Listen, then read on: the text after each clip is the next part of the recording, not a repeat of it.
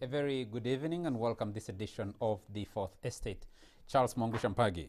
The National Resistance Movement Central Executive Committee has retreated to Chobe Safari Lodge in Nwaya District, where they're laying strategies and discussing, among others, issues of amendment of the party constitution, and some of these will come through to the national constitution, and they're planning for 2021 elections.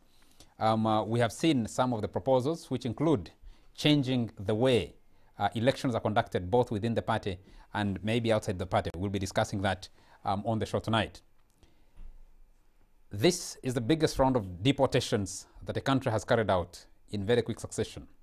Between 19th January and today, 4 top executives of Uganda's biggest taxpayer and also biggest mobile phone network, MTN, have been deported out of the country, the latest being the Chief Executive Officer, Wim van Hellepute, who was deported back to Belgium.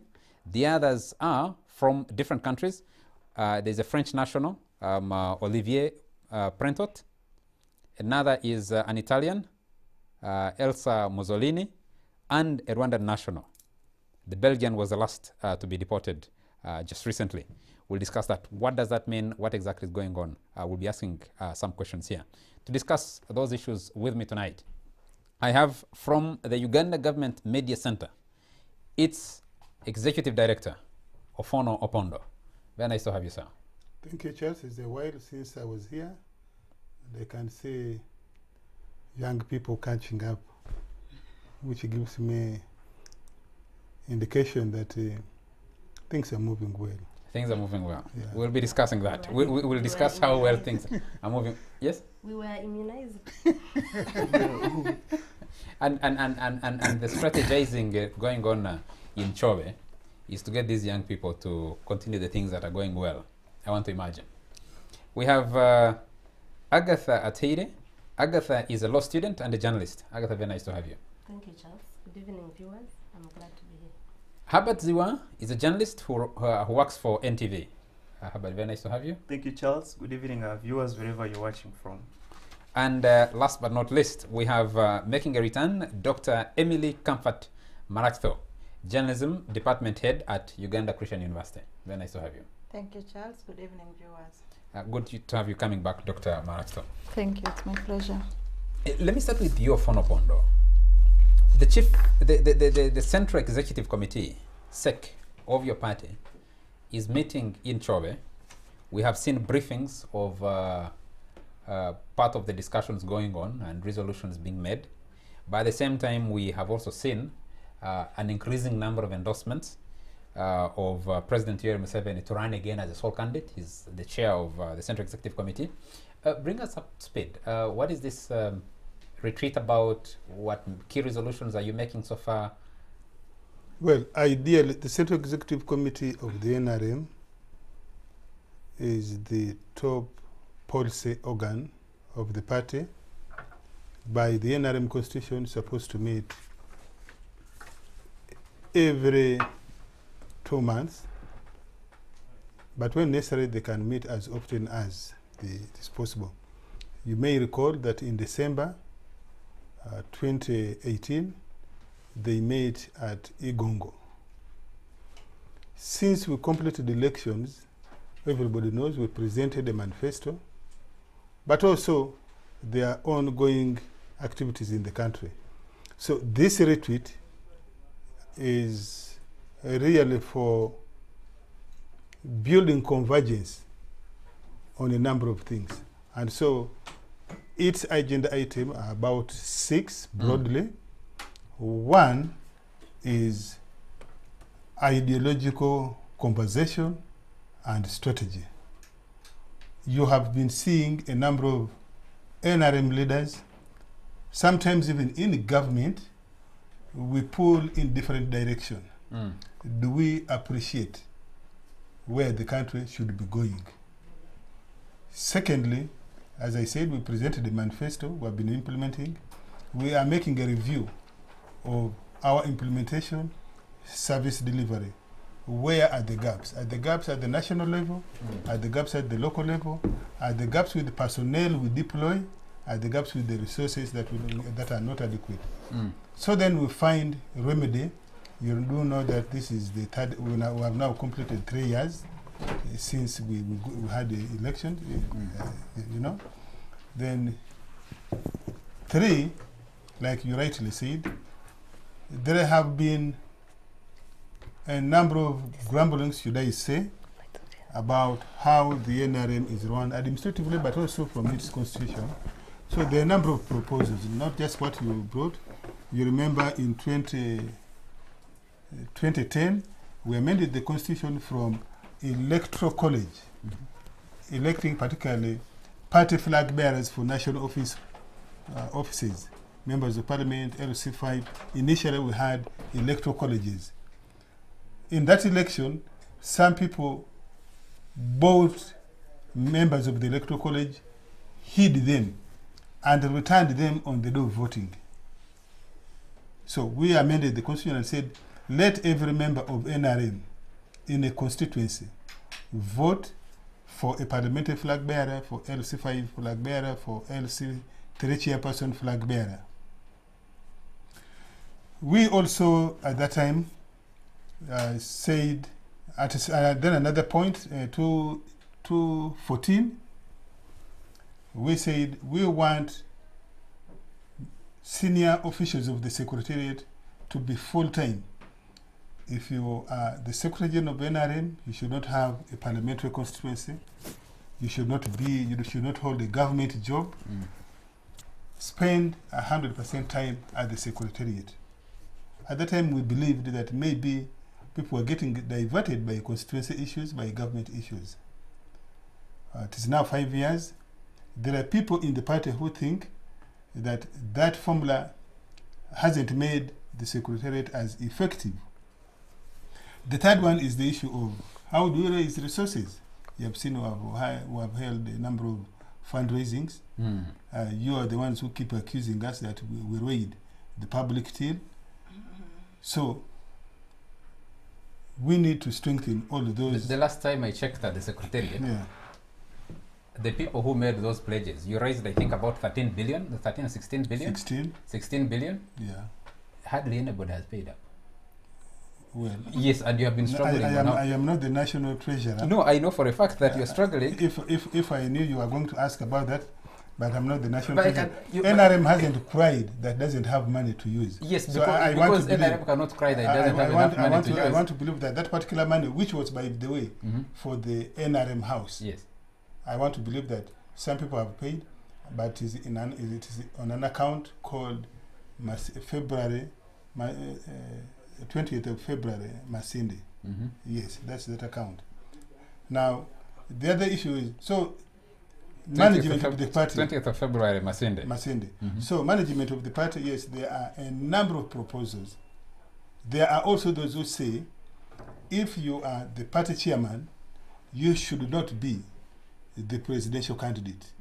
That proposal is in Chobe. So CEC is supposed to process all those constitutional amendment proposals, make them ready, present them to the National Executive Council, NEC. NEC also processes them and then tables them before the National Conference, because by the NRM Constitution, it is the National Conference that can amend, that can effect amendment. All the others are really suggestions. So we think that CEC will endorse some. Along the way, new proposals may come by way of amendment. The fourth one, around the country, there has been issues of constitutional amendment and electoral reforms. We want to ensure that the leadership of the NRM in CEC buy into some of the proposals that the Ugandans are making. You have seen something that has come from the courts of law. There are those that have come from the civil society, from the opposition parties. But also, in the day-to-day work of government, a number of things emerge. So we expect that the Minister of Constitutional Affairs, Justice and Constitutional Affairs, Honorable Kahindo Tafire, will tomorrow or the other day present what he thinks are the major amendments the country should attend to. CEC buys into it. CEC will then authorize the cabinet to process those amendments. After cabinet processing, it will go to the NRM caucus, because the NRM caucus is the biggest in the parliament. If we can achieve buy-in from the NRM caucus, we shall be as good as done, because then they will be presented. But also, the final one, once all those things are done, what are they for?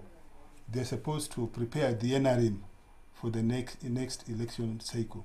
You remember a while back, the National Electoral Commission published its roadmap. The NRM also published its roadmap.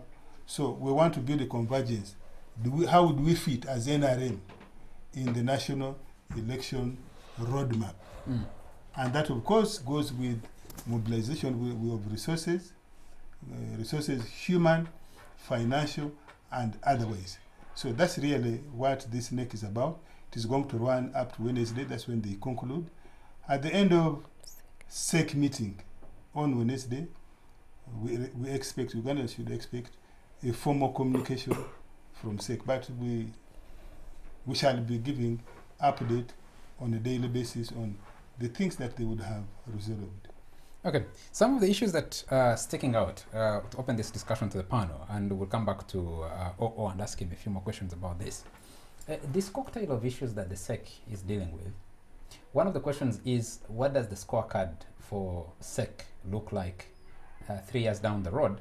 But it's always unfair to judge NRM by the election cycle, because it's been one government for the last 33 years. So sometimes No, the NRM party has been here since 2005, 2006. Yes, but the players have been exactly the same since 1986. No. And they never stopped to remind us that they started this journey in 1986. Justina, I remember, came yesterday. You cannot fault her for the mistakes of 20 years ago. I think I should help you with OO. What Charles is saying is that Justina Lumumba or any other person in NRM doesn't matter. The only person that matters has been one since 1986. Is that what he's saying? Yes, exactly. Okay. I don't believe so. We have had how many speakers of parliament? You're proposing, yes, Mr. Fono-Pondo, to go back to the lining up system.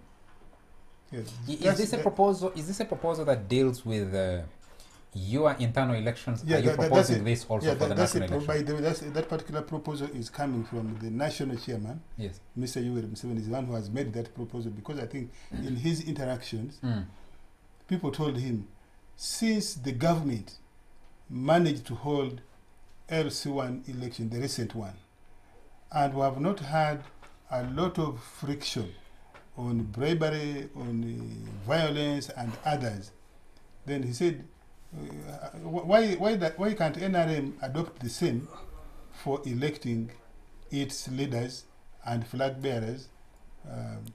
But it's a matter for debate. It has been presented. I hope SEC members will subject it to thorough. How exactly do you envisage this to work? Yes, because when you applied it for LC1, yes, you're dealing with one village. And you traditionally, you deal with one all village. the villagers would come to one area under the big village tree where meetings are held and conduct the election. How does it work for a full constituency? Yes, I have not been there, but I'm privy. The understanding is, take a typical parliamentary constituency. You may have 50 villages in a constituency. Those villages are also the polling stations of NRM. In NRM, a village is the polling station. So the expectation is villagers in the 50 villages in a parliamentary constituency will go to where they have been voting from, maybe primary school or under a big tree or a church, whatever it is, and you and me, who are candidates, ordinarily in those elections, we usually have our agents, 2 of them, at each of the polling stations. So this proposal is saying, supposing Ofono has his agent, Agatha, and there's my poster, Agatha stands in front of my poster, so that everybody knows in that village that Agatha represents me. So they line behind Agatha, they will count the people behind Agatha. and they will count the people behind all my agents in the other 50 villages. They total up. Whether it is feasible is a matter for debate. If it passes in CEC, I expect that perhaps in the NEC, and we remember before NEC, there's the NRM Parliamentary Caucus. What are you trying to cure? We are trying to cure, in the mind of the president, I think he's trying to cure three main things. One, the accusation, first of all, we have not been able to write a credible, in my view, members and voters register in NRM. So we get a lot of infiltration. At the last day, somebody comes up and says, I'm also NRM member, please, I want to vote. The second one, it certainly costs money. Those ballot papers, those polling stations, and the officials. The third one, arising from those, several litigations. I think born from the experience of LC1, where we have not seen many litigation on account of voter bribery, bring a non-existent voter, the president thinks we could deal with those three issues mainly. Dr. Marasto, let me come to you before I go to Ziwa and Agatha. What is your interpretation of this move by the NRM? I don't know, of course, how far the thinking goes beyond the internal party elections, how high you intend to go, because we have also had rumors about plans to adopt some kind of parliamentary system to elect the president, but we'll come to that later. What's your own interpretation of these maneuvers by the NRM, or these proposals by the NRM? Thank you very much, Charles. I think listening to Mr. Fonopondo, it paints a picture of a well-organized system of policy making. Like they are going through step by step, trying to do one thing after another, and generally giving their ideas credibility by discussing them at SEC. And I think that's a good thing, that they should actually gather and talk about their next move, their future as a party. And I'll start with the last one, which is the lining up, the proposal to adopt lining up for their party bearers. My interpretation is that they're looking at what worked for LC system and hoping that it will work for them. But the two issues have very different stakes. The stake in the election for an LC1 is not the same as somebody who's contending for a parliamentary seat. And that means that someone must be aware of the difficulties that will come with, because if people have not gone for litigation, LC1, maybe they don't take it as seriously, or maybe they are not, the stakes are not as high as it would be a parliamentary seat. But the question of money, addressing issues of money, those are real issues that they need to talk about. And I think I heard the president say that they need to cure this potential commercialization of politics, which happened a long time ago, and it has increasingly eliminated potential people from participating in this electoral process, because you must first gather a lot of money to be able to participate in the electoral process. But if they do discuss in ways that can allow them to actually cure some of these problems, particularly commercialization of politics, right from the NRM party to the national ones, where people are contending for parliamentary seats or even presidential, then that would be a very good thing. But on some of the things, and you're right to say that you cannot really judge NRM on 5 years or on an electoral cycle, because they have been around. My friend here was saying that he was born in 88, and I was thinking, oh my God, but 88 I was in P2 myself. So we get the impression that I was at the secretariat with Mr. Kizabesiji. So we get mighty party. Yeah. We get the impression that there has been consistency of policy, but there hasn't been. The NRM is perpetually making changes, trying to reform both the law and some policies to allow them to have an edge over their competitors. And I wouldn't be surprised if this SEC meeting is about actually strategizing to see how best do they Get an edge. get an edge and remove the ladders for their competitors, because there's also that. So it wouldn't be surprising, considering that certain things have already been happening, amendment of the term limits and you know, age limit. All of these are in succession. They are not by accident. I don't think anybody is doing these things by accident. And this gathering is just to try and consolidate some of the bits and pieces we have been seeing that are now going to come out probably officially and presented to NEC, as he said. Yes. You're able to, because you report for the station, you're able to pick up information. What actually is the thinking behind this SEC? The things that Ofono Pondo, they are sanitizing and sending us updates to the nation. You know, since they went into Chobe, they've been doing a lot of public relations, try and show with the president meeting. I'm even surprised didn't talk about that. No, because we're trying to focus on the discussion, and I think I appreciate that he didn't go into that, because that would be a deviation. But beyond what we're being told officially, what is actually the thinking from your sources? What are you hearing? First of all, Charles, I think the fundamental problem the NRM wants to cure is the internal violence that we witnessed in 2015 when the party had its primaries. We saw violence in almost every part of this country where people were fighting to see that they come to parliament. And in these primaries, we saw some of the big shots missing out on the party ticket. Remember in the Western, Honorable Kaindo Tafire did survive. We had Saro Pendi in O's region also didn't survive, and many other places. So I think the bottom line is that NRM wants to cure the internal contradictions and violence that we had in 2015. How viable and feasible is this? Lining up for a party that has over 10 million voters, I think it won't be appropriate for people to line up. Why? Though they're arguing that it is less costly, the party will save more resources, but still, the candidates have to spend, because you will have to hire agents who will be at all the polling stations.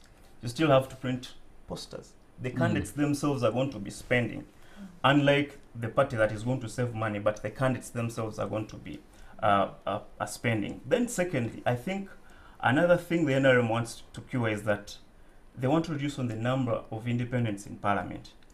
After the 2016 general elections, we had about 60 independents, but when you look at most of them are NRM leaning. So I think they want also to cure that, because if you have many independents in parliament, that means you have less control over them. So the party, I think, is focusing in that direction to ensure that they have less independence in parliament and also consolidate their majority within the assembly. Agatha, what's your take? Beyond, is this a viable method that the NRM is proposing? Dr. Matso here tells us that they've been changing. I want to come back to that shortly, but I want to start with what they both say about the commercialization of politics. I want to ask to be educated how lining up behind a candidate or their agent cures that. You are still going to give people money, because people give people money to vote for them. You are still going to give them money to line behind you. So that, for commercialization of politics, that Museveni talks about every election cycle. And he's the biggest commercializer of politics, but keeps talking about commercialization of politics. That is a big problem.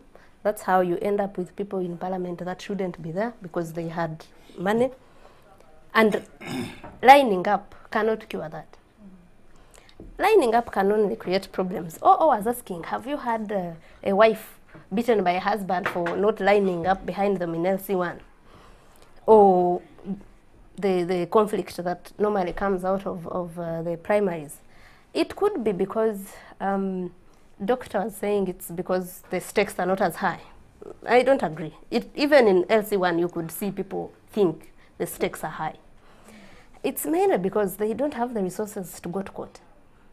oh, these people most times don't even know how court operates. They are not as educated about the laws and the remedies they might get as these guys that stand at that level. So I think still there's no way lining up can solve this problem. Herbert is talking about the NRM primaries, the mess that they have become. For him, he's talking about the 2015 one. But 2010 could have been even worse. Maybe not worse. They keep getting worse each year. I think if you want to resolve that, you create a system that is credible, that a winner believes that I am a winner, and a loser also believes that I'm a loser, I lost. But if you create a system where the party already wants someone to go through, and they do whatever it takes to take those people through, there are so many people that think things went wrong. I don't know how us are supposed to believe, us Ugandans, to believe that a party that fails to hold a credible election within itself can hold a credible national election. OO was admitting that they have issues within their system, within their, and he quickly said, I mean us as NRM, that their register, it's hard to tell who is NRM, who is not. But if you have failed as a party that has been in here for 30 how many years? 33. Yes. If you have failed to just have a system that operates for you as a party, it's hard to convince anyone that you have a national, you have facilitated a national system that bears the only person who credible is elections. counted as a failure is one who falls and doesn't get up. NRM falls and gets up. So NRM is not a failure. But let me just let me just assist her on the issue of commercialization. You see, if it is secret ballot, you can come and give me salt, like typically what happens in the villages. You can come and give me salt, and I will not vote for you. I will vote for the person who I... So is some sort of accountability to yes, people you have given yes, salt? yes, look here, yes, look So here. it's not pure commercialization. Our people in the village, this, I am not an academician, I deal with real things. Real politics. Yes. So we have had many instances where people, you remember the election in Kabari, the election that brought Right Honorable Rugunda into NRC in '89. He defeated the Zua was 1 year old, so he doesn't yes, remember. by one vote. So there are instances where people get money from candidates, for example, or candidates agents, and they tell you that we shall vote for you. You have seen these cases of FDC and other small parties. You have had cases where a candidate has agents at a polling station, but at that polling station he has no vote when they tally, when they count and they tally. So in lining up, it would most likely be difficult for somebody who has eaten another person's money. It will take you courage. So the party chairman is complaining. Yes. That people are eating his money. Other people's money. But his votes are reducing. No. Museveni's votes have been going up. The percentages may be coming down. By the way, the percentage went down in 2005.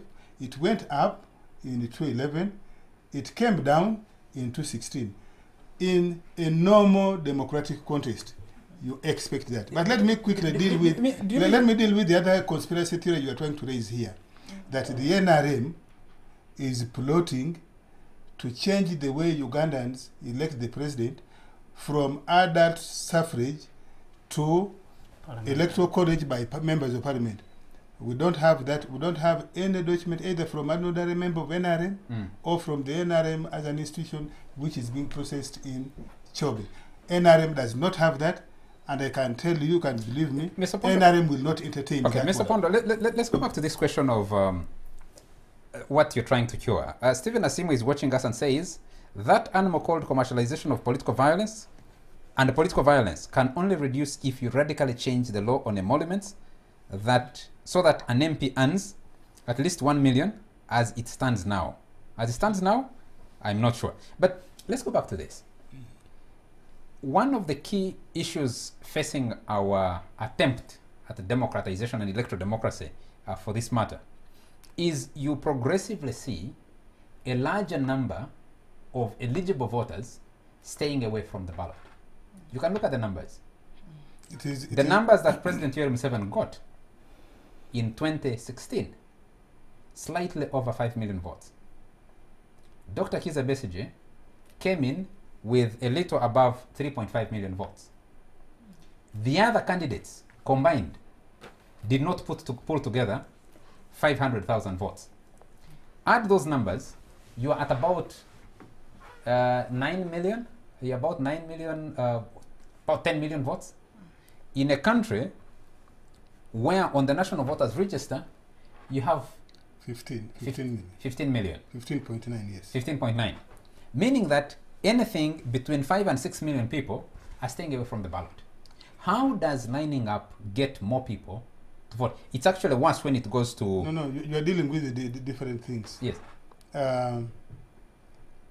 First of all, voting is voluntary.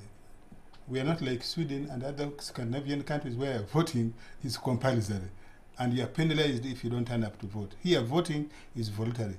Who should do the mobilization for the voters? It should be the candidates, it should be the political parties, by the issues they are raising. Thirdly, it should be by the Electoral Commission through voter education, the Uganda Human Rights Commission through civic education, and the various civil society organizations. Now that all of us keep talking and we don't achieve 80% voter turnout, there must be something wrong or good. It is possible in many places that people say, after all, NRM or Museveni is there, they have stabilized, I don't see any reason to go and vote.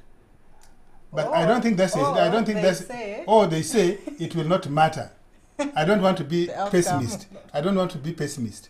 But I think it simply reflects the collective failure of the societal machinery to entice voters, first of all, to go and register, but also to turn up and vote on the voting day. You remember, in 2015 or 2014, when we started registering under NERA for the national ID, what were the opposition party leaders saying? They were telling their supporters, their followers, don't register for the national voters ID. Don't you remember Mr. Kizza Besigye? Don't you remember Mr. Nobert Mao? Mr. Besigye went belatedly and got registered from Moroto. He didn't register from Kasangati. Besigye registered for his national ID from Moroto. He misled Honorable Mao. Honorable Mao, that's the reason he did not register for the national ID, and consequently, when it came time for voters, he was not a voter. Now, you remember Kizza Besigye also told people that this time for me, I am not going to be a candidate. I will not participate in the election as a candidate if Badru Chigundu is still the Electoral Commission chairman and if the Electoral Commission remains the same. It is possible that Mr. Kizza Besigye's supporters stayed away because they believed that he would not be a candidate. Mr. Pondo, you who was at the Secretariat. Yes, I am giving you different scenarios why some voters would have stayed away. You're listening to yourself. Yeah. You just made an admission here Yeah. that you in the NRM still do not have a credible register of your members. That's right. And I believe, and I believe Nina Mbabazi is watching us, and her troubles at the Secretariat trying to put together. She borrowed money and she was being privately pursued by the money lender because to try and put together a register. She can give you the letter that from Just a moment. from the NRM which authorized her Yes. to go and borrow on behalf she of was NRM. struggling because you're running away. You keep running away from your Well, comrades. I am not aware that Nina Mbabazi has been unofficial But Nteche of the Asime, NRM. she used to I'm work at not the aware. Secretariat. You know that. I can tell you I am not aware. You're about even to deny that Mama Mbabazi used to be your Honorable Secretary General. Right Honorable Mbabazi was our Secretary General for 10 years. Yes. I can't deny him. And when he was Secretary General... That Nina Mbabazi was an official of the NRM charged with elections, I am not aware. No. She was trying to help you put together a register. As a volunteer, perhaps, yes. No, the president praised her at Kololo. Yeah, the and president said, I am happy with this girl. What does the law say? You see... you don't run away from your responsibilities, Mr. Fono. Just a moment. Mr. Museveni's word is not law. Yes. Mr. Museveni's word is not law. If Mr. Museveni tells you that I have given you a job, and you believe that he has given you a job, he must first of all write to you. The job must be available in the public service of Uganda, and the government of Uganda, the state of Uganda, must be able to pay you. But for you just to say that Mr. Museveni has given me a job... If you're working as a volunteer at the NRM Secretariat or NRM office, now you know, because the spokesperson has told you here.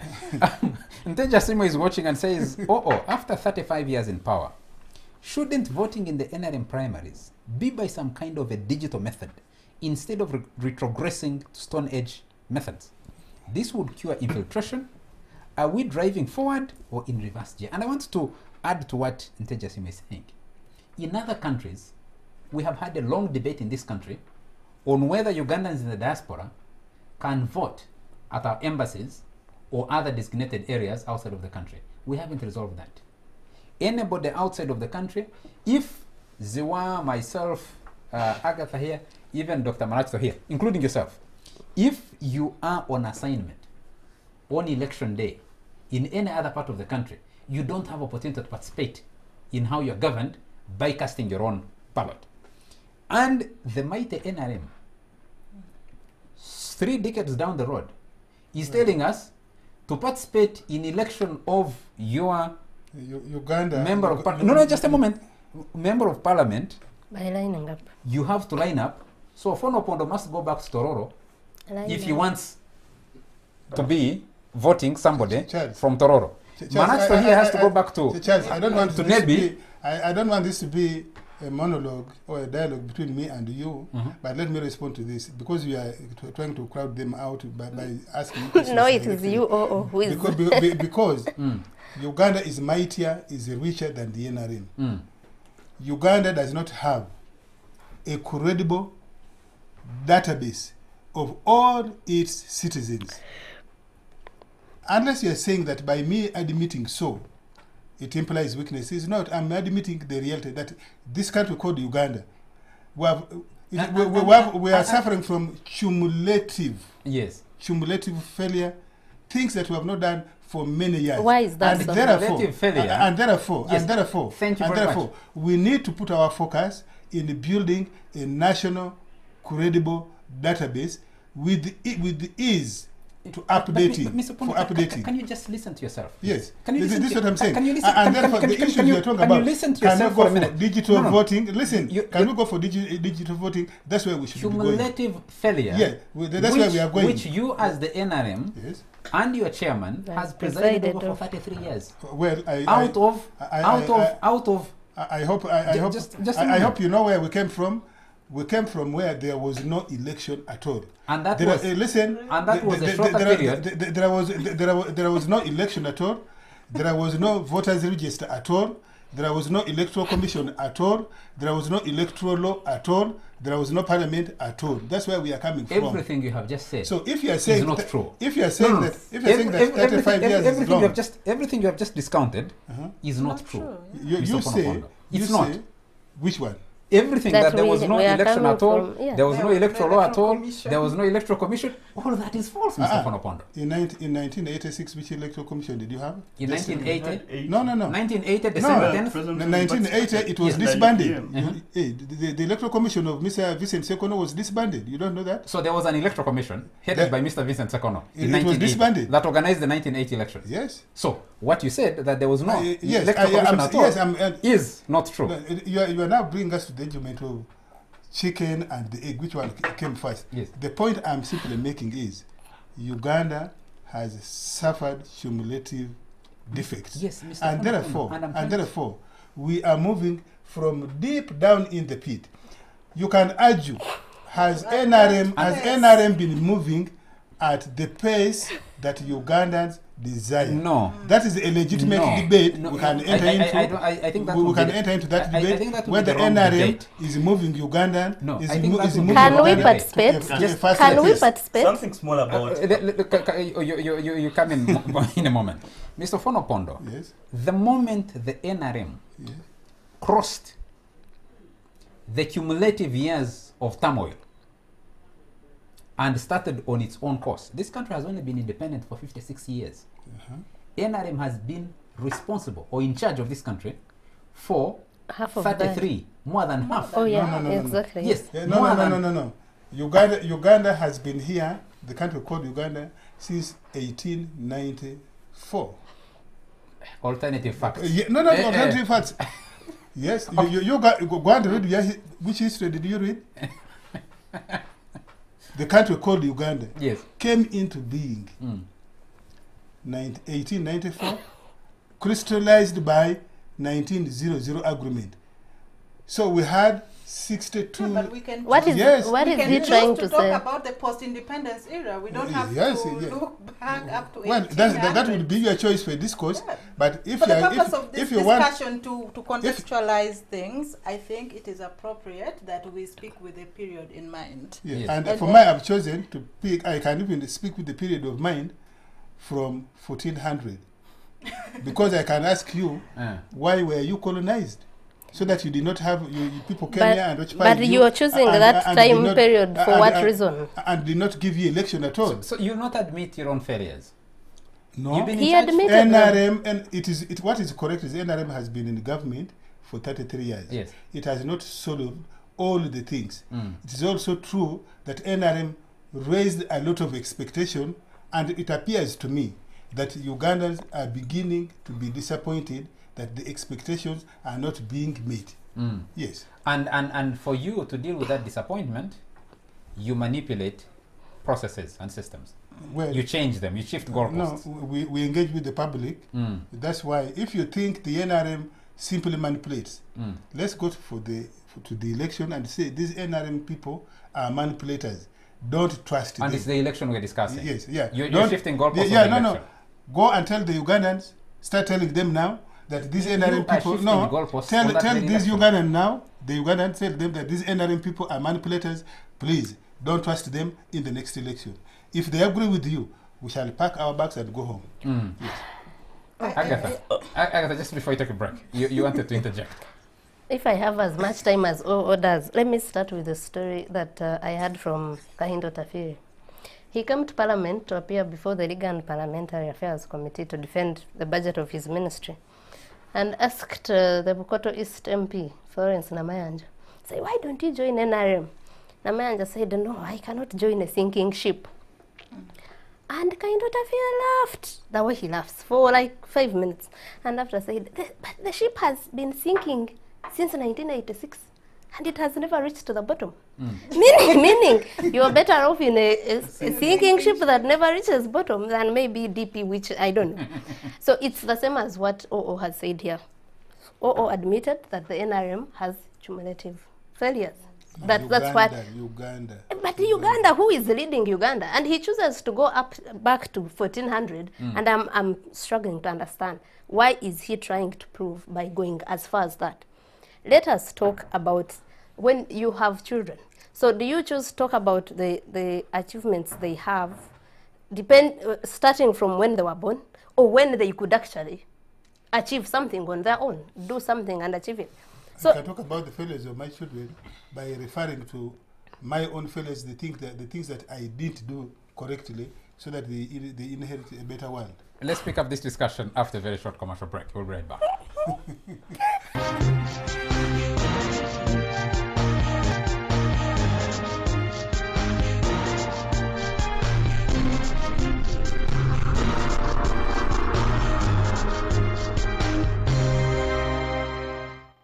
You're still watching The Fourth Estate and discussing the retreat of the Central Executive Committee of the National Resistance Movement, which is taking place at Chobe.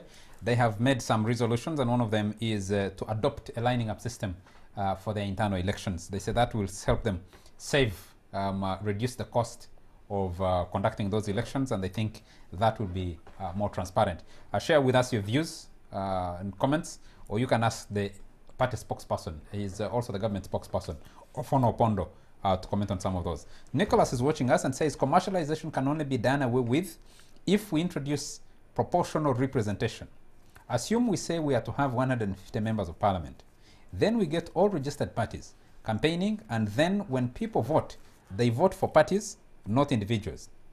Thereafter, each party can nominate MPs equivalent to the percentage they win. That way, no individual would have to pay money for votes. The party would pay. The parties will What do the panelists, Dr. Maraksa, what do you think about that proposal Actually, from Nicholas? I think South Africa does that, proportional representation. And the problem with commercialization here is that it's so deeply ingrained now that even these solutions they are putting on the table, and I want to agree with Agatha, will not really work, because the more we go into elections, the more money is used, the more we need more money, the more we need more systems in the structure that allows for that eliminates our opponents. And if we are going to deal with things like that, there is no way we are going to address problems of commercialization of politics.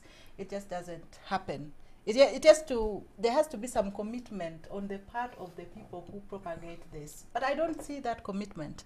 I don't see that the NRM as a party is actually committed to addressing issues of commercialization, because it has the money. Because it benefits them and them alone.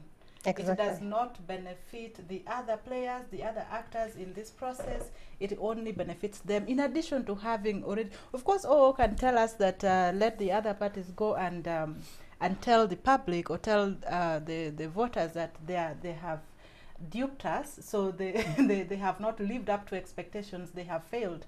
But the structures alone will not allow people, even when they have listened and accepted that these people are not doing what they should be doing, will not allow them. So you have already a local government structure saying that for us we want this kind. They are taking sides. They are saying, you know what, this is our chairman, this is the person we want to run, and it will not be surprising if that is adopted.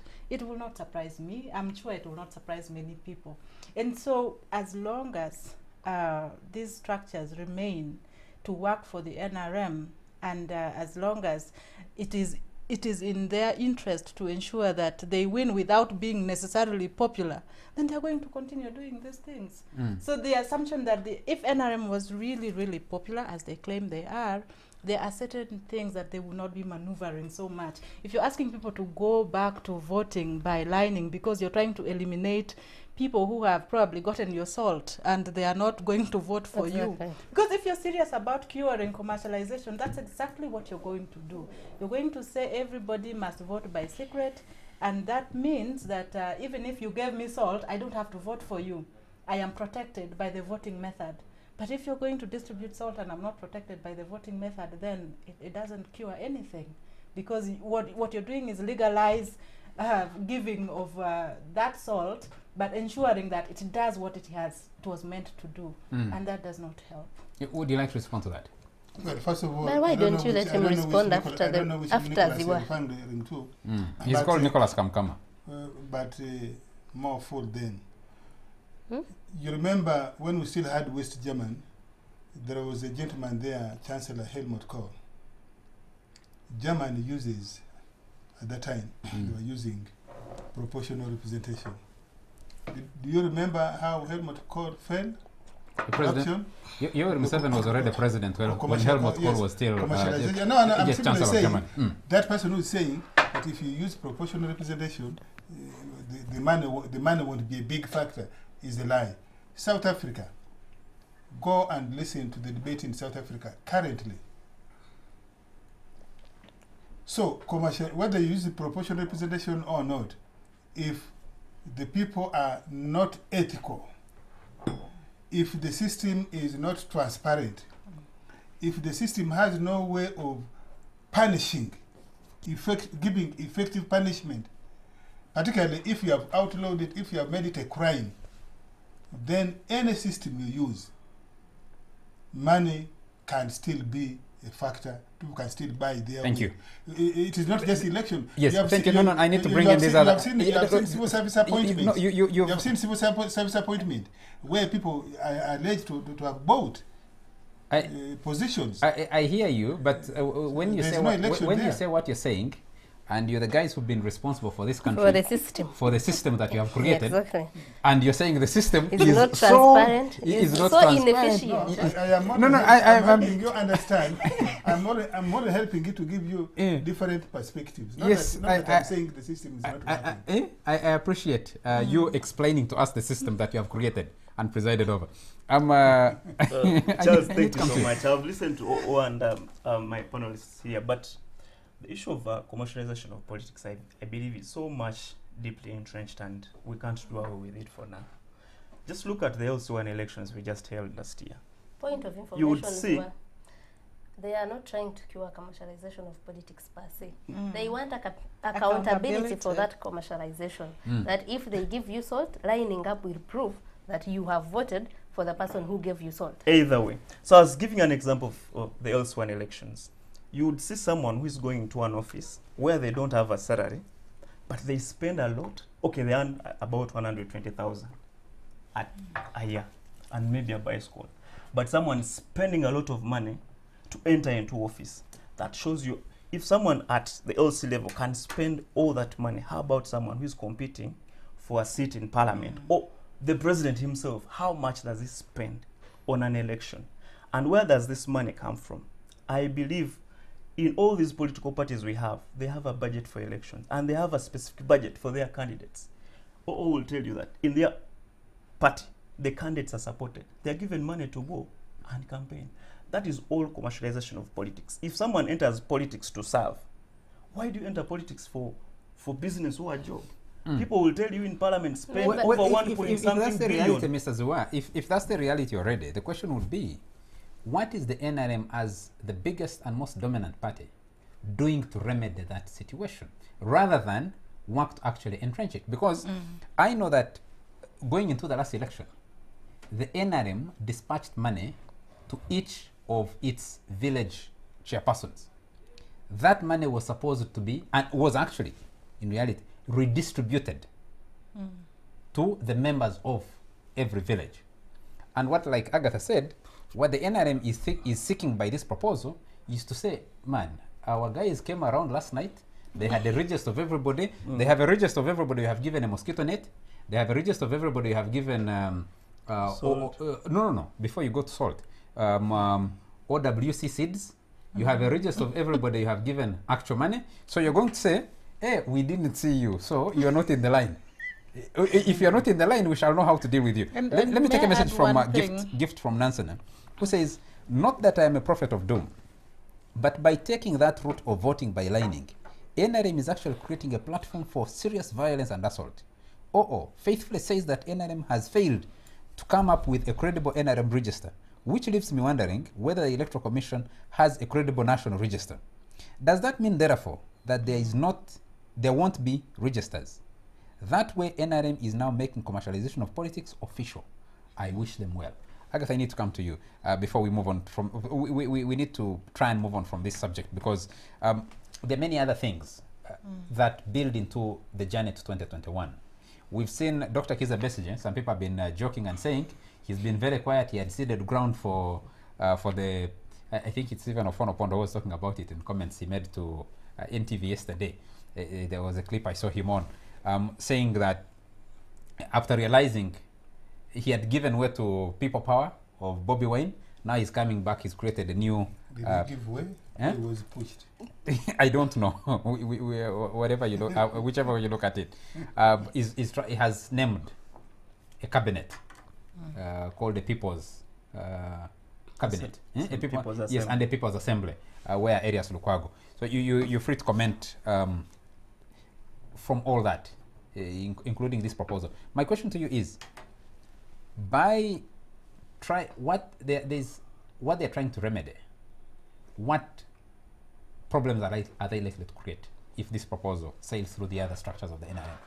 Okay, I think everyone, you don't need to even have gone to school to know the problems associated with voting by lining up. If Ugandan voters are intimidated just by the mere presence of the military around, police, too much military around the place, and some don't vote or don't vote the way they want to vote. Imagine that now you have to stand behind Besigye, for example, with the military around you. How many people are going to vote the way they want to exercise their constitutional right freely? How many with voting by lining up? If you are a president who has headed the system, presided it over for 33 years, and you are moving from bad to worse. Instead of, and those are the maneuvers Dr. Marax was talking about, instead of making people free enough to vote for whoever they want. Because if you have been convincing us to vote for you, you shouldn't worry about our voting. You should let us sit here. If I am a journalist, I don't have to go back to my village in Shema and vote, because that means I might not get time to vote. We should get a technology that allows us to vote from here. If we are moving from that to going back to Stone Age, and people will fear, if I don't vote for this NRM candidate, Otafira, for example, this is a general. People will think, what if he comes and shoots us in the village? Oh, you know, it's intimidation. It creates. You didn't vote for him. It creates. But then you see, that's what I'm saying. That then there was still a little bit of freedom to exercise your choice. But with the lining up, it's not going to work. Okay. It's going to create more problems than we already have with the elections. RDC Linus Ngompek is watching us and says, our party leaders are thinking we're ahead of others. I love. Can I read the message? So I'll come to you. We are already planning for 2021 general elections, while other political parties leaders are in disarray before they come. Therefore, come 2021, Museveni will emerge victorious and NRM shall win massively. On a sad note, I feel sorry for Honorable Patrick Oboy Amriat, President of FDC, whose presidency has been overthrown by the so-called People's Government of Dr. Kizza Besigye. Good evening, Linus Ngompek. Linus, in the 21st century, thinking ahead and thinking of lining up instead of using tabs and phones to vote might actually be serious thinking ahead. Anthony is watching us and says, Mr. Pondo, you are saying you want to reduce the cost of conducting these elections. And where do you choose to do your retreat for the Central Executive Committee? In Chobe. So, but how do those two align? Who tells him that we can't afford the children? Who tells that person that we can't afford the children? But let me just deal with this issue. I think the issue should be, have we built effective scenarios that if we move away from the current system of secret ballot, universal suffrage for all the party members eligible at the village level to vote, and we go to lining up, what are the problems that we are likely to encounter? Yes, it is possible that some people may be intimidated. NRM thinks differently. We think that NRM has demystified raw power, that it is possible for an average person, everyday person, to stand up and state what they want, and there is no fear of retribution. We think that way. That it is possible that majority of Ugandans, I mean, we have seen many Ugandans challenging their elected leaders publicly. Sometimes they insult them and they get away with it.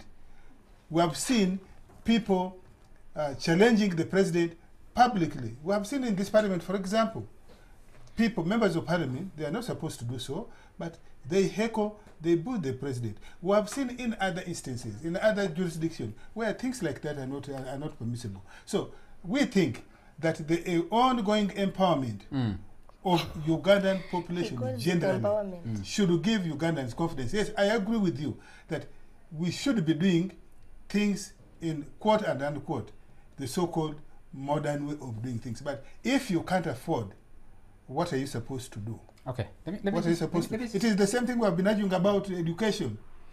Many of you say that education is supposed to be in a good classroom. Yes, that is the ideal situation. How about if we can't afford? Shouldn't we have 40 children, 40 people in a classroom? Simply because in Europe they say they should be 25. Shouldn't we teach children under mango trees? We have seen people in churches. I keep giving this example. If you go to churches, if you go to religious institutions, I don't see anywhere where people take notes. But if you ask people to recite the Bible, they will recite the Bible from Genesis to Revelation. They will quote. They will quote, even when they close their eyes, they will quote the Bible. So yes, it is good to have books and pens to write a note, to take notes when the teacher is teaching. But if they cannot, So what, if they cannot afford, what point are you if trying they, to can, make if here? they cannot afford, let the children sit in the classroom and listen to the teacher. What point are you trying to make, Mr. I'm trying to Pondo? make it the point that yes, we have built scenario. That's where you desire for NRM and the country. But NRM is the one saying, we have tried electoral college. We had a problem. Electoral college was smaller.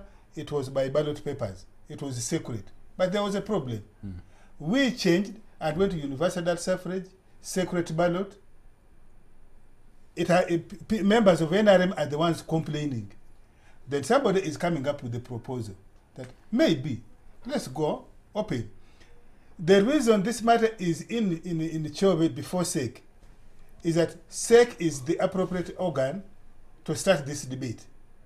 My hope, like yours, is that somebody along the way in the course of the debate will come with a superior, novel, practical method that can help NRM and other parties, perhaps. Okay, thank you. Sure. Thank you. One, I thought that Mr. Pondo, NRM, as the party in government and as a political party, your preoccupation should have been on building systems, not scenarios. Number one. Number two, I do not know if you have a research department. Every case, We just can moment. hire you. We can Yes, hire you if every you think we case, have. every case that has gone to court over elections, the chaos in your primaries, in your party primaries, 2015 and 2010, the drama in Parliament over the amendment of Article 102B. If those do not provide you some ground to show that our elections are marred by a lot of violence, that all those methods you're talking about have been chaotic already enough, and that lining up might increase that chaos. I don't know who's doing whether you read through from 2001 the complaints about the elections, Kiza Besigye versus Yoweri Museveni, and all the complaints about parliamentary elections and local that was elections. not an NRM election. No. 2006, 2016. But some of the issues, NRM, violence. I'm not saying here. No. I am not Violence, saying here that voter there are no intimidation. problems. I am not saying here that there are no problems. In fact, there are serious problems inside NRM. The reason we are in Chobe is to try and first of all hear those problems, understand them, appreciate them, and look for medicine for them. And The fact that I am admitting does not mean NRM has failed. yes, and what It you have simply said, means that NRM is the only one which has courage to admit publicly that there are problems, there are failures. and you're saying until somebody comes up with a novel, practical, innovative idea, and this is the most novel, practical, innovative idea you've come up with. This is just the beginning of the discussion. Yes. Along the way, that SEC has 27 people, NEC has about 600, NRM caucus has about 350, National Conference has about 27,000. We think that after this, should SEC endorse this, then processes should be kicked for further discussion at the districts. In Thank fact, you. let me just give you this information. After this SEC, we expect that these are going to be taken to the district conferences for them to digest. It is as well that perhaps from the district conferences, those novel practical ideas will come up. Okay. There's a point that Dr. Marat raised, but unfortunately we can't discuss it now. We need to take a break and switch discussions to the developments at MTN. The thing about the regular changes that the NRM has always introduced from 1987, 1989, 1996, 2005. yes, 2001, 2005, changes that keep coming up, and 2016, which seeks to renew rather than actually deal with the problems and buy ease of life. But we'll discuss that on another occasion. We need to take a commercial break. When we come back, we'll be discussing the deportations of senior executives at MTN.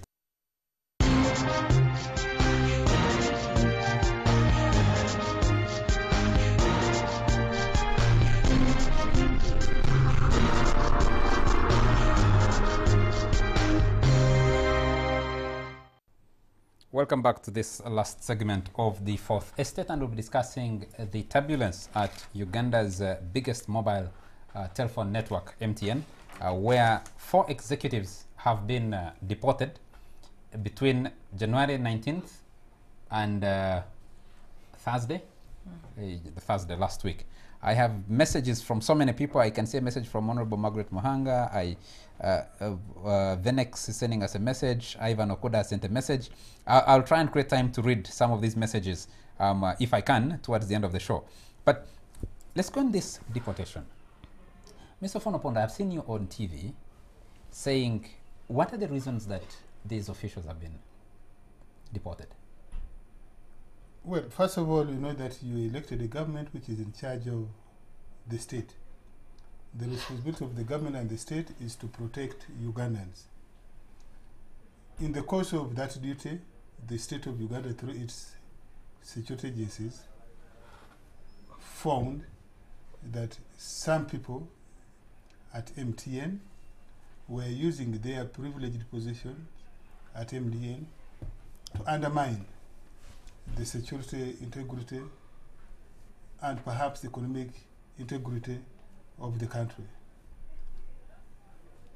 And as you have rightly said, those deportations was not done in one go. They were over a period of time. One person, then another. That meant that perhaps after picking the first person, investigations led to the others. And therefore, the 4. And I can say, investigations are still on.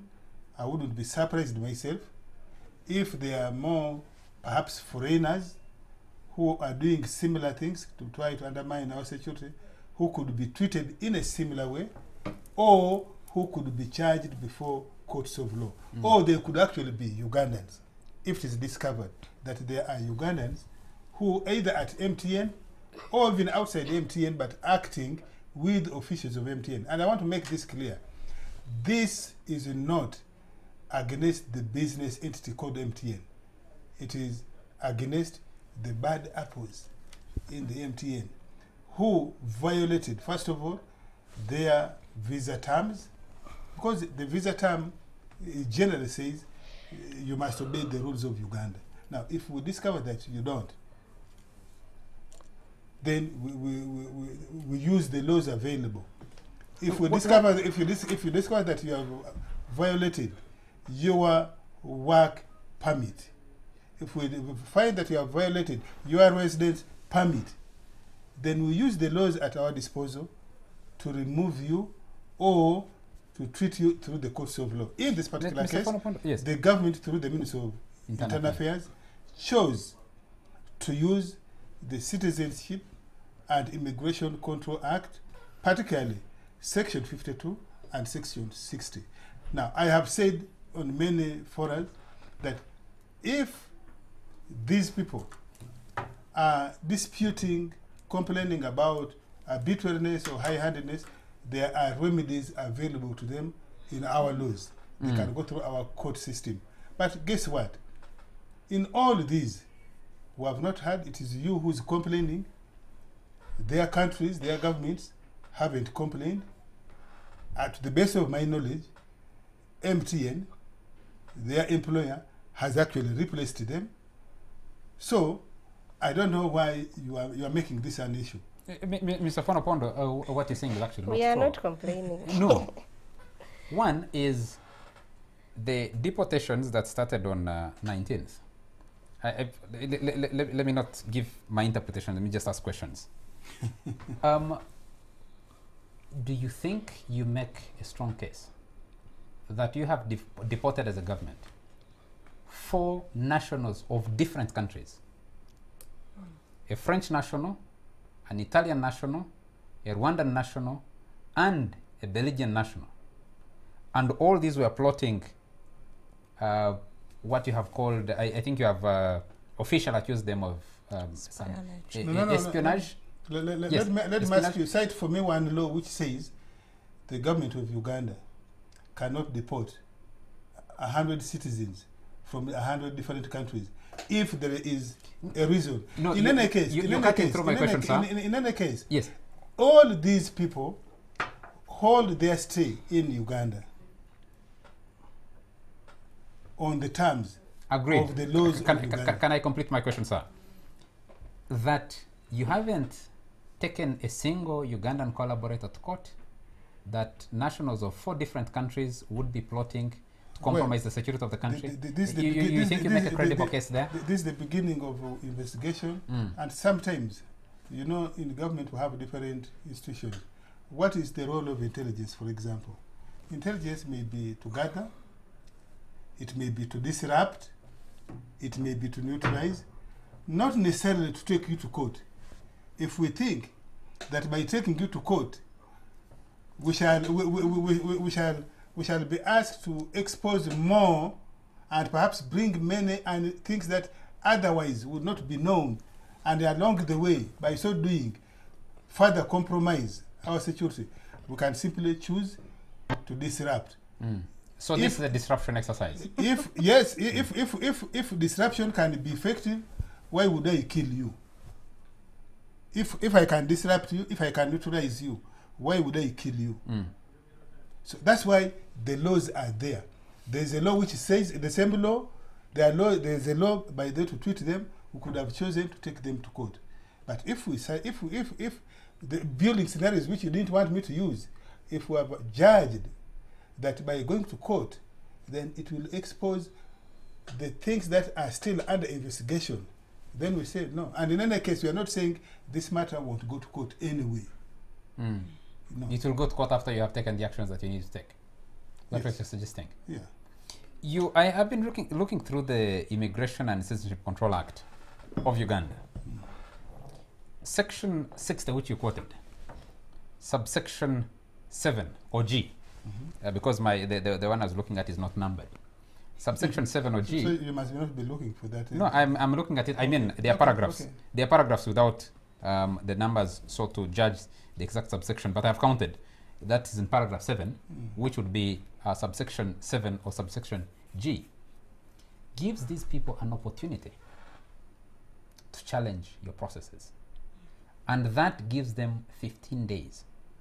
All those that have been deported, Olivier Printout, the French national, was stopped at the airport and returned immediately. And the Rwandan national, Tabora, was taken out on 21st. Elsa Mussolini, 23rd. And recently, Wim van Henenputte. That's not the most important thing. The question is, and I want to start with Agatha. MTN remains the biggest taxpayer for this country. They put into the treasury $500 billion shillings in the year ended 2018. In 2017, MTN paid 430 billion Uganda shillings. The runner-up, the next biggest taxpayer, paid 290. Well, that does not give them. 290. That does not give You the talked and finished. It does not give the officials. It does not give the officials liberty listen to to the undermine moderator. our laws. I am the moderator here, please. It doesn't give. Agatha, what signal is the government of Uganda sending towards investment in this country, especially at a time like this? Oh, thank you, Charles. I want to start with what OO said. OO started by saying then the nations where these guys come from are not complaining. MTN itself is not complaining. We are the ones complaining. And I thought I should make the record straight. We don't even give a damn about how you deal with MTN. As a matter of fact, we have had issues for as long as MTN has been here, the last 20 years. Of stealing our bundles, of yes, and those issues no one has ever cared to address them. So we don't care about MTN for, let me tell you the truth. What we care about is that we understand what's going on. That you have a government that wakes up and just deports people and they give no explanation. They give vague explanations, politics, money, security. What do we get from that? Nothing. And you go to the law that they are talking about. I had never looked at it. I'm just looking at it. I looked at it for the first time. The law itself is so vague. It gives the discretional powers. The minister has a right to do this and that. And it doesn't say that this is what a person will have done for you to deport them. And that's in Part 6 of the Citizenship and Immigration Control Act. So for us, what we are looking for are explanations that actually MTN has done this and that. To us, it's subscribers. Although we are, of course, disgruntled subscribers, we still deserve an explanation of what is going on. And the question that Charles asked is what I think everyone is asking themselves. Investment, the money, the taxes that MTN has paid. We know our president for prizing investment, for clearing the barriers of this world for investment, for displacing people for investment, for wetlands for investment. So investment has been so important to him for a long time. But if he all of a sudden doesn't care about his biggest taxpayer here and the signal it will create, I'll tell you what a friend of mine who is in this government said if you see him take drastic measures on something that has hitherto been of importance, you just know it threatens his power. And I believe that. I have told you how many complaints have been about MTN. No one has ever questioned MTN. Mobile money, no one. But this time, all these drastic measures are being taken, and in a hurry. So, and as a journalist and as a law student, I am told not to say things for which I have no proof. But the things that are around, we all know, are related to the sour relations between Rwanda and Uganda. And That's also, why the Belgians went from Rwanda. You see, he's admitting what you're saying. No, And also about them funding Bob Wine, the Bob Wines of this world, the protesters against OTT. That can be a good excuse to put forward, which is also valid. Museveni wouldn't really take it so calmly that someone is funding his opponent here. And I think it's worse if someone is aiding his opponent I'm told outside. that when the president met the group CEO of MTN in Davos recently, and that question of mobilization against OTT was brought as one of the issues, the president said that within normal business practice, lobbying, trying to change a law, I think the president thought that was not a very grievous crime. But Ziwa, people still are still baffled at how radical the government has approached this MTN question, and the fact that I think it's only Ofono Pondo, to his credit, who has tried to give some coherent explanation on what might be going on. From the statement the police gave on the 20th, I think, 20th or 21st, to explain the first two deportations, to date, no one is explaining to Ugandans what's going on. No one is explaining to the business community what's going on, and everybody's guessing and putting a lot of conjecture on what might be going on. I don't know what you've been able to pick so far. How far might this go? The question of Ofono Pondo didn't want to answer is you cannot deport 4 nationals of different countries, and you haven't picked some Ugandans who must have been their collaborators internally. People will question that and say, wait a minute, what exactly is going on here? And that's a question. I don't know if we have answers to some of those. Charles, what you have to understand, what we've forgotten on this show, is that the issues with MTN started, I think, last year, when there was a raid at their center in Motundwe. And still, security and government never came out with a serious explanation on what had really happened. But away from quoting the sections of the law and whether government, what they did was legal or illegal, I want to ask O some questions. Yesterday, he gave an interview to NTV, and he was clearly stating how MTN was under-declaring the revenue to Uganda. You talked about how much MTN has been contributing to our economy, and he said MTN was seriously under-declaring its revenue or profits they make in Uganda. And my question would be, MTN has been here for 20 years. Why now? Why are you coming out right now to say that MTN is They've just found out. is under-declaring its revenue? wait a minute. Secondly, you also raised another issue of MTN having some SIM cards in operation that are not registered. But my question would be, is it only MTN or even other telecom companies? So if government does not come out with clear explanations to such questions, people will remain guessing what really is happening. Is it really a security threat or something different from what we read between the lines? Ziwa, you are a journalist. I guess you know something called developing story. When you go to cover a story, do you bring out all the facts in one story? No. Yes. Your government, you shouldn't leave any room for speculation. Let me just remind you, Mr. Ziwa, maybe you don't remember 3 years ago when the president was addressing State of the Nation and later the budget that same year. He raised the issue of the lack of capacity of the government of Uganda, technical capacity, to effectively monitor the transactions. You remember? Last year, State of the Nation and the budget, the president told Parliament that we have now acquired technical capacity to monitor what goes on in the cyber world, and particularly the telecoms. It is possible that we acquired the capacity, but we acquired the technical capacity, but perhaps we didn't have the requisite personnel, or even ethical ones. Is it only in Uganda where espionage takes place? Are you suggesting that if the intelligence services of Uganda discover that somebody is undermining, it may not even be espionage, it may be using telephones to do the kind of things which were being done a year ago here, abductions, where people were using mobile, all those abductions, you remember? People were using mobile phones.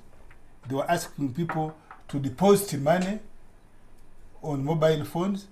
Are you suggesting that if the security of Uganda discovers those, at whatever point they discover them, it should not take action? So then you ask, MTN has been here for 20 years. Yes, they have been here for 20 years.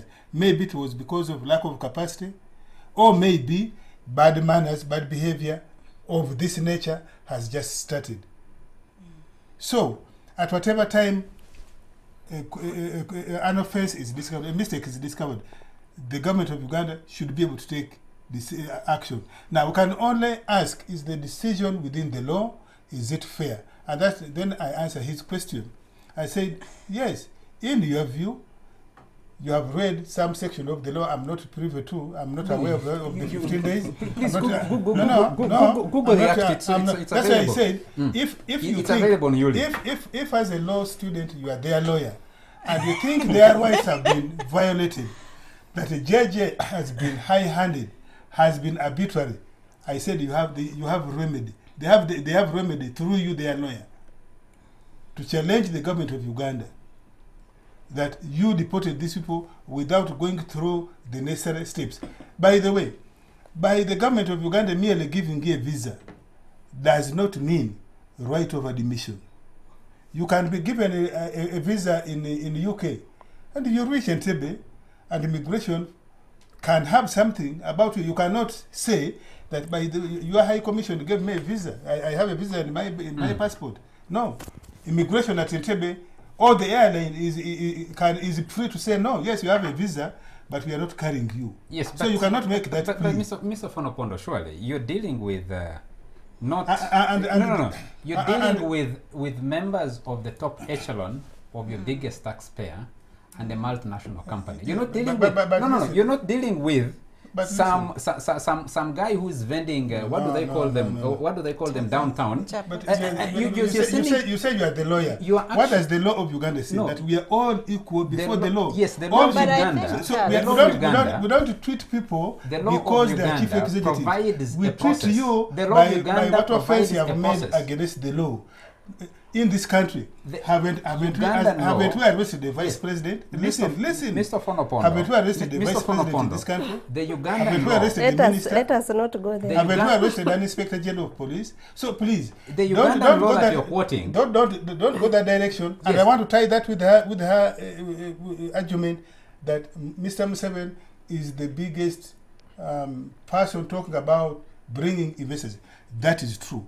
He does not ask them to come and violate the laws of Uganda. But you see, the problem is, this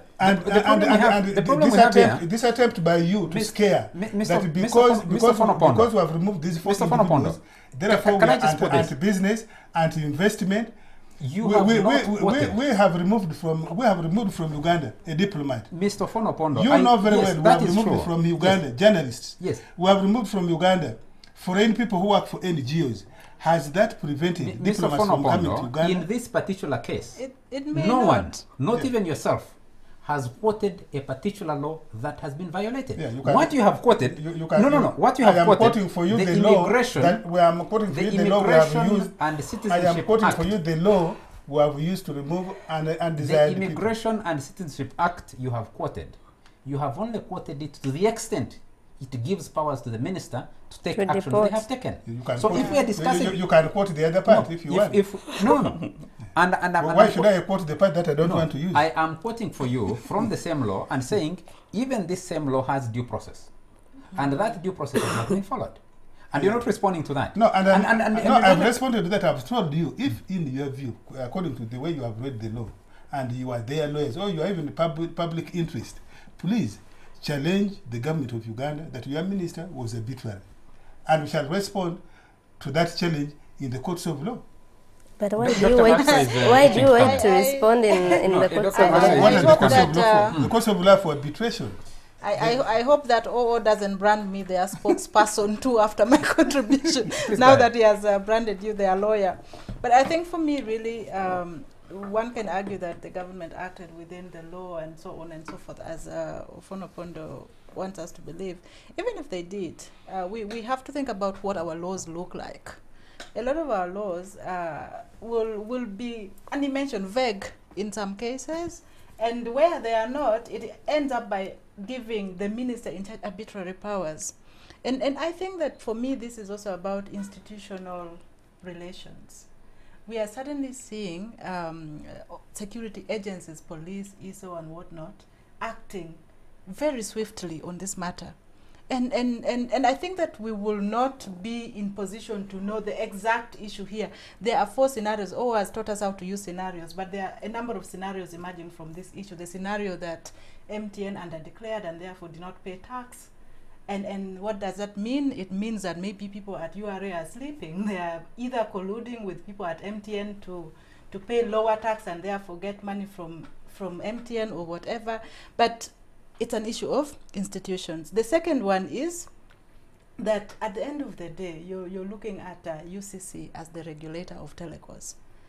And the UCC Act 2013 provides for wrongdoing.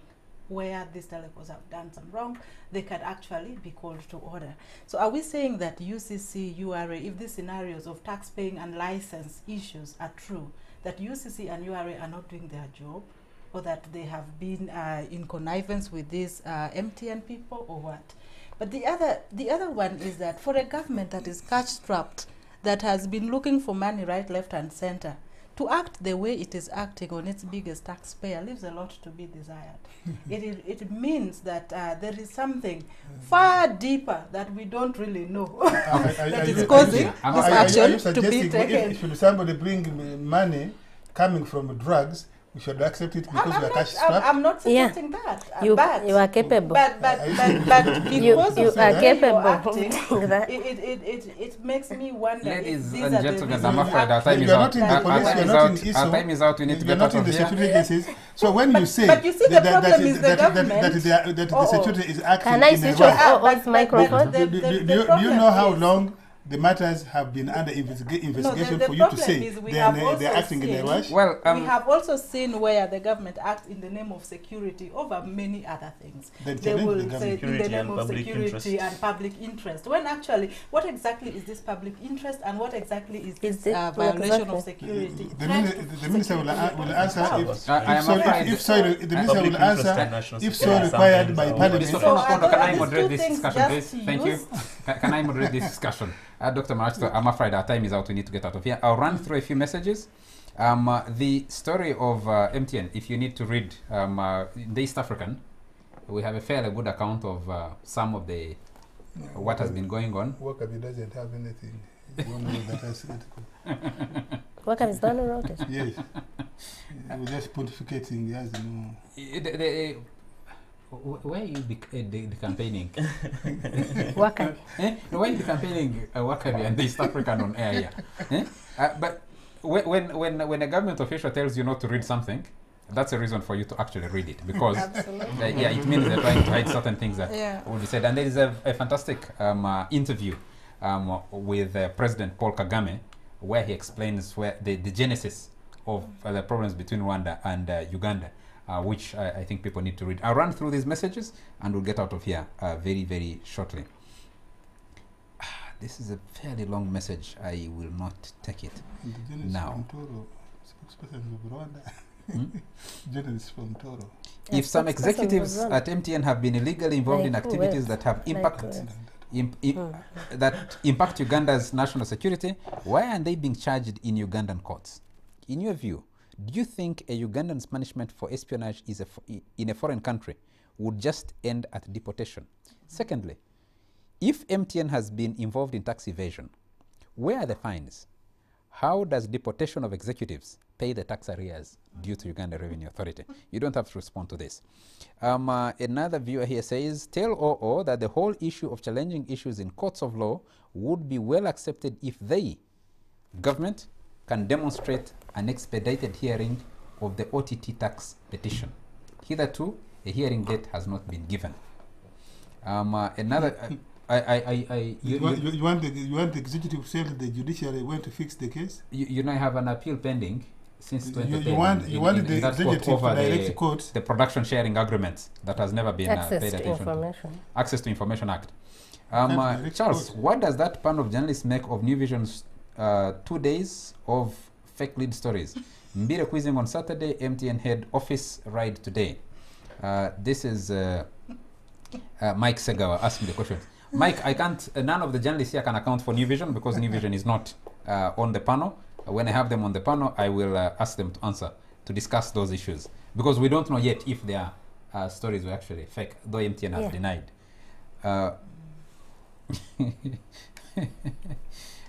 Okay. Who tells Mike Saga that whatever is denied is not true? The Honorable Margaret Muhanga has a fairly long message. I'll run through this and we'll get out of here. The FDC lady, I think that's referring, I don't know if it's referring to Marazzo or Agatha. You know, it's you who quoted General Tafiri. So he's calling the FDC lady. Says he's quoting General Tafiri out of context. When he said the ship has been sinking but still afloat, that is a satirical statement. Meaning, if you assert that the government sank, how come it is still in power? So who tells her I didn't know what Voting by lining is an issue on table. And so it should be a center of discussion. It shouldn't be a center of discussion. However, those who want to think, think it is more transparent in terms of time and space. Many people claim voting materials came late, it rained, presiding officers were lazy, but when the vote is a person, what excuse will anyone give for not being voted? Also, there won't be stuffing of ballot papers, as always claimed. Well, if there's no stuffing of ballot papers, you can't order recount of people who lined up for Honorable Margaret Muhanga. And says, she says, I can't even believe any Ugandan would vouch for foreigners for compromising Uganda's security. What happened to patriotism? Have you ever seen how Ugandans have been dumped into detention camps in the Western world and later deported? Oh God, the exit of those guys does not stop MTN from paying their taxes. Come on, Charles. Well, due process should be followed. Precisely. The fact that due they process. reported the CEO doesn't mean the institution Commercial. should pay tax. Okay, I think we need to stop there. Karamagi, somebody called Karamagi is saying, I hope he hopes you also deport some of those guys involved, engineers involved in road construction who are doing shoddy work. No, if they're on espionage, yes. Our time is out. We need to get out of here. Thank you very much. But they may do shoddy work which can be remedied. Thank you very much. Our time is out. I am still waiting. I'll wait for you or from the minister to give to quote the law that they have relied on. No, ask your member of parliament to raise it on the floor of the parliament, and the minister will answer in parliament. Ugandans have a right to hear from the minister directly, so he can ask the minister. He doesn't have to go through parliament. And I'm asking through you.